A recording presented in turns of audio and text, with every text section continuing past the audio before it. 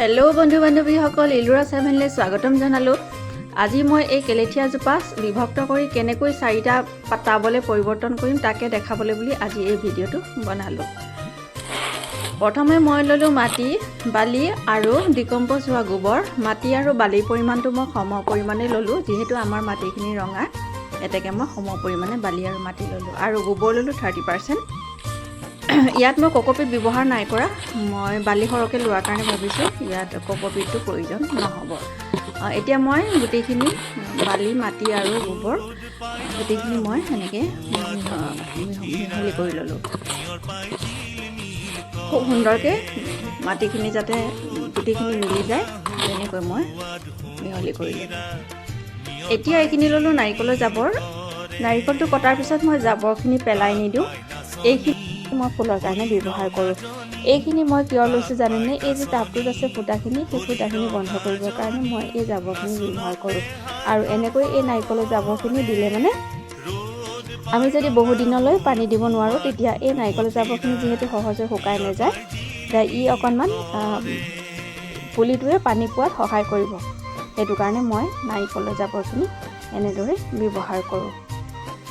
আপোনালোকেও ব্যৱহাৰ কৰিবচোন, ফুলৰ গ্ৰ'থটো আপোনালোকে খুব ধুনীয়া পাব দেই।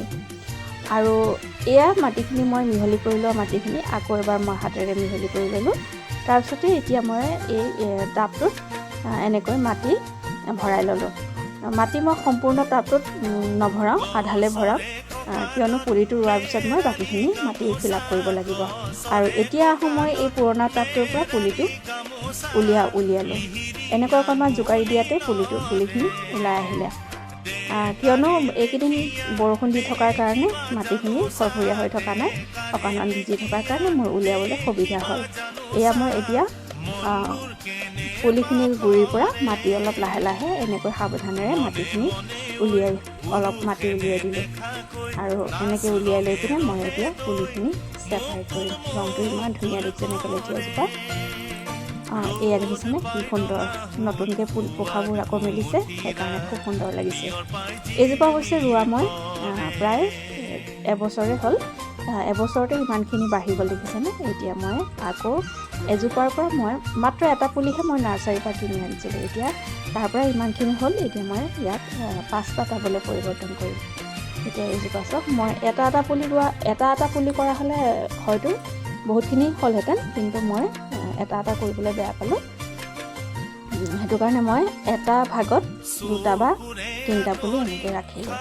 এতিয়া এইটো টাব লৈ পিনে মই পুলি এটা প্ৰথমতে এনেকৈ লগাই ল'লোঁ। এখন হাতে এনেকৈ ধৰি পিনে মই মিক্স কৰি থোৱা মাটিখিনি এনেকৈ দি পিনে মই এতিয়া টাবটো ভৰাই পেলালোঁ।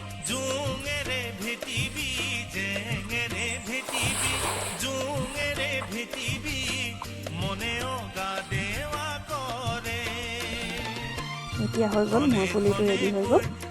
এতিয়া এনেকৈ মই গোটেইকেইটা টাবত পুলিকেইটা লগাই ল'লোঁ।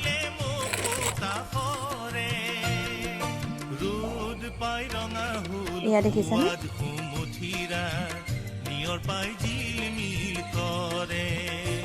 এয়া গোটেইকেইটা মই 1, 2, 3, 4, 5টা টাব, এটাৰ পৰা 5টা পুলি মই 5টা টাব মই তৈয়াৰ কৰি ল'লোঁ। আৰু এনেকৈ অলপ অলপ পানী দিলোঁ, সম্পূৰ্ণ বহুত পানী দিয়া নাই, কিয়নো মাটিখিনি অলৰেডি ভিজাই আছিলে, সেইটো কাৰণে মই পানী ভৰ্তিকৈ দিয়া নাই। যদি শুকান দিনত কৰা হ'লে মানে পানী ভৰ্তিকৈ দিব লাগিলহেঁতেন, কিন্তু মই ভিজি থকাৰ কাৰণে মই পানী বেছিকৈ নিদিলোঁ। এতিয়া টাবকেইটা মই এদিনৰ কাৰণে এনেকৈ বেলেগ গছৰ ছাঁত এদিনৰ কাৰণে ৰাখি দিলোঁ।